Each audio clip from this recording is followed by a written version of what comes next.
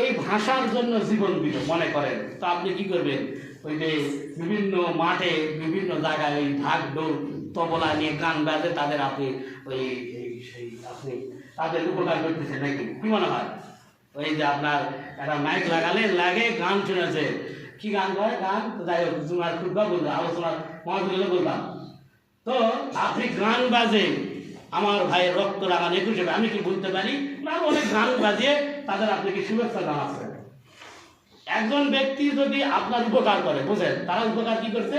আপনি বাংলাভাষী, আপনার এই ভাষাকে তারা 1 নম্বর ভাষা করেছে, যদিও উর্দু ভাষা এখানে পড়ার কথা ছিল, কিন্তু তাদের এই যে রক্তের বিনিময়ে আমরা ভাষাটা পেয়েছি, যে তাদের জন্য তো আপনি দোয়া করবেন যদি আপনি তাদের শুভাকাঙ্ক্ষী হন না। ওই যে একটা মন্দিরের মতো বানায়, ওই যে ইহুদি খ্রিস্টানদের দেখানোর পর ওই যে আপনার ওই যে শহীদ মিনারে যায় খালি পায়ে, মানে এগুলো ইহুদি খ্রিস্টানদের বললাম না যে সাম্রাজ্যবাদী চক্রান্ত, ওদের দেখে দেখে শিখছেন, খালি পায়ে ফুল নিয়ে যায়, এই মাথা ঠোকাছে, মোমবাতি জ্বালাছে, এগুলো তো পূজার সামিল বলে না, এগুলো করে ইহুদি খ্রিস্টানরা।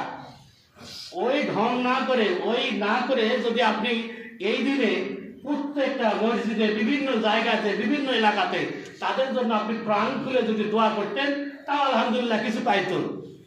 কিন্তু এগুলি করে কি হচ্ছে? ইহুদি খ্রিস্টানদের অন্ধ অনুসরণ অনুকরণ। তাতে একটা জিনিস দেখলাম, আমাদের হিলিতে একজন নেতা, উনি রাতে ওই দোয়ার মাধ্যমে তাদের জন্য দোয়া করে, যাকে আলহামদুলিল্লাহ ভালো লাগে। তার মধ্যে কিছু ইসলামিক জ্ঞান আছে, রাত 12টার পর উনি যখন এই আপনার 21 তারিখ করেছে, উনি তার যারা আছে যার সহযোগী সকলকে নিয়ে দোয়া করেছেন, বলেন সুবহানাল্লাহ। তার বিষয়টা আমার ভালো লাগছে, কিন্তু এর আগে আমি দেখি নাই। এর আগে ওই যে আপনার উপজেলাতে যায়, ফুল টুল নিয়ে যায় খালি পায়ে, মানে যেগুলো মানে, আর এটা করার কারণ কি? এটা করার কারণ হচ্ছে আমরা জানি না, আমরা মনে করি এটাই ভালো। কিন্তু বললাম আমরা দেখে দেখে অভ্যস্ত হয়েছি, ইসলাম আমাদের কাছ থেকে মিটাই গেছে, সমাজ থেকে, রাষ্ট্র থেকে, শিক্ষা থেকে এমনভাবে বিদায় নিয়ে গেছে আমরা কল্পনা করতে পারি নাই। কারণ একটা জাতিকে যদি ধ্বংস করতে হয়, তাকে সর্বপ্রথম ওই জাতির শিক্ষা ব্যবস্থাকে আগে ধ্বংস করতে হবে, যেটা আরো 300 বছর আগে ইংরেজরা এই দিক দিয়ে করে দিয়ে গেছে, বলে নাউজুবিল্লাহ। ইংরেজরা এমনভাবে আপনার শিক্ষাকে কমিক দিকে দিয়ে গেছে, আপনার আলিয়াকে একদিকে, আপনার জেনারেল এটা একদিকে, এমনভাবে তারা টুকরো টুকরো খণ্ড খণ্ড করে দিয়ে এখন ওই নিজের মাথায়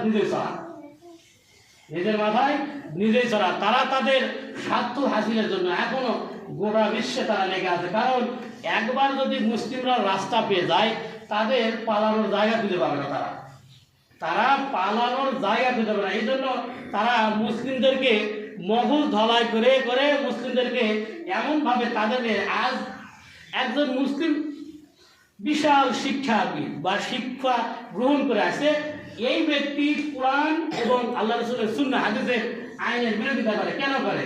আপনি একটা বড় যদি ডিগ্রি নিতে যান, আপনি লন্ডনে যান, আমেরিকাতে যান, ইউরোপের বিভিন্ন দেশে যান, কানাডা, এদিকে বিভিন্ন জায়গায় যান, তো তারা আপনাকে ইসলামের শিক্ষা দেবে, এই আশা করে। আমাদের দেশে অনেক জ্ঞানী মানুষ আছে, কিন্তু তাদের সামনে যখনই আপনি ইসলামী মূল্যবোধের কথা বলবেন, ইসলামী আইন সরাসরি তারা বিরোধী। কেন করে?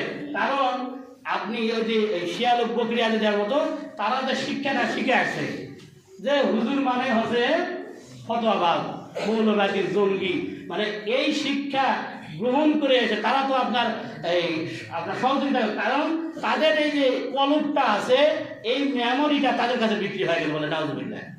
এই জন্য তারা ইসলামী আইনের বিরোধ করে। কারণ ইসলাম যেখানে আছে, ইসলাম এমন একটি ধর্ম, এই ধর্মে সাধারণ মানুষ থেকে শুরু করে একবারে সমাজের নিম্ন শ্রেণীর যে মানুষ আছে, সে থেকে সবাই ভালো থাকবে, এই নীতিগুলিকে বলে সুবহানাল্লাহ। ইসলামে কোনো নারীকে অমর্যাদা করা দেখছে, আর তারা নারী স্বাধীনতার নামে এই যে বিভিন্ন দিবসের নামে, আজ একটা দিবস আছে, একটা দিবসও আছে সম্ভবত, সেটা হচ্ছে বিশ্ব মা দিবস। এই দিবসটা মনে পাইছে, আর বিশ্ব মা দিবস পালন করা লাগবে, মানে আপনার ভাঁওতাবাজের একটা সীমা আছে, বিভিন্ন লেবাস করে দিয়ে এটাকে বিশ্ব মা দিবস আছে। ওদের ধর্মে নাই মায়ের জন্য আপনার সেবা করতে হবে, এই জাতীয় কোনো কিছু নাই। নারীদেরকে তারা বিভিন্নভাবে আপনার অপদস্থ করে থাকে। এরা আবার কি জানে বিশ্ব মা দিবস। আপনি যদি ধর্মীয় শিক্ষা গ্রহণ করেন, আপনার যদি ধর্মীয় শিক্ষা থাকে, তাহলে তো আপনি আপনার পিতা মাতাকে অবমাননা করবেন না। কিন্তু এরা সুন্দর একটা দিবস দিছে, যে দিবসের নাম হচ্ছে বিশ্ব মা দিবস।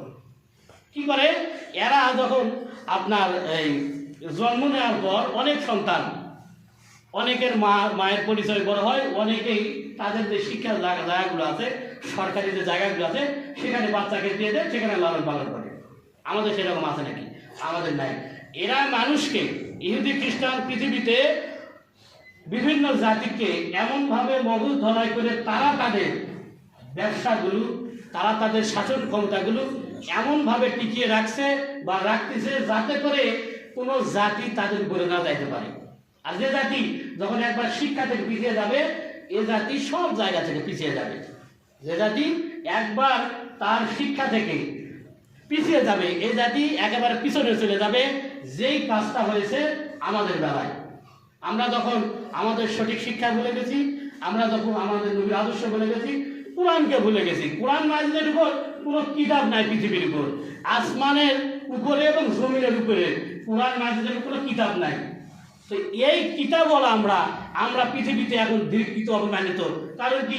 এই তাদের সংক্রান্ত করে আমরা আমাদের রাস্তাগুলো ভুলে গেছি, আমরা আমাদের নীতি ভুলে গেছি, আমরা আমাদের সঠিক দায়িত্ব ভুলে গেছি। মুসলমান এমনি শুধু খাওয়া পড়া আর আপনার এই জমি চাষ, আবার চাকরি বাকরি, সুদের ব্যাংকে চাকরি করার জন্য আসে নাই। মুসলমান এসেছে আল্লাহর প্রতিনিধি হিসেবে। মুসলিম হচ্ছে আল্লাহ তাআলার প্রতিনিধি। কিন্তু আমরা প্রতিনিধি ভুলে দিয়ে আজ আমরা বাতিল শক্তির আপনার ছত্র ছায়ায় নিজেদেরকে ভুলে আমরা তাদের গোলামি করতেছি। আল্লাহ আমাদেরকে বোঝার তৌফিক দান করুন, কোরআন এবং আল্লাহ রাসূলের সুন্নাহ অনুযায়ী জীবন পরিচালনা করার তৌফিক দান করুন। এটা এমনি সম্ভব নয়, এটা এমনি সম্ভব না। আপনাকে এই শিক্ষার কাছে যাইতে হবে, যারা ইসলামের পক্ষে কাজ করে তাদেরকে সহযোগিতা করতে। আল্লাহ আমাদেরকে তাদের সহযোগিতা করার তৌফিক দান করুন। আল্লাহুম্মা আমিন। ওয়া আখিরু দাওয়ানা আনিল হামদুলিল্লাহি রাব্বিল আলামিন।